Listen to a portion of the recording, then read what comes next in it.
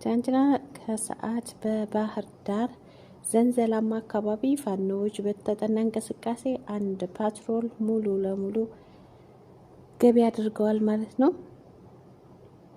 እስከ መጨረሻው ድልን ያጎናጽፋቸው እንላለን። ሌላው በአዲስ አበባ ውስጥ የአማራ ተወላጅ የሆኑ ሴቶችን ፓስፖርት የያዙትን ድረስ በሆነ ጉዳይ እንኳን ከተገናኙ አማራ መሆኗ ከታወቀ ማመናጨቅ፣ ፓስፖርትን መወርወር፣ በቃ እንደዛ አይነት ነገሮች እየተካሄዱ ይገኛል።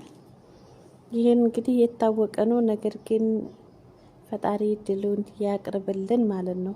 ያው አማራ ስለሆነች ብቻ እንደዚህ ማንቋሸሽ፣ መሳደብ በቃ ተሰራጭቷል ማለት ነው። እና ዝም ያላችሁ የአማራ ልጆች ነገ ምን እንደሚጠብቃችሁ አታውቁም። ድምጽ ሁኑ ለህዝባችሁ ማለት ነው።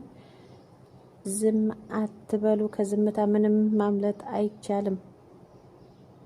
በተረፈ ሁላችሁንም ወዳችኋለሁ። ላይክ፣ ሼር፣ ሰብስክራይብ እያደረጋችሁ መልካም ቆይታ። በድጋሚ በሌላ መረጃ እስከምንገናኝ ባይ ባይ ብያለሁ።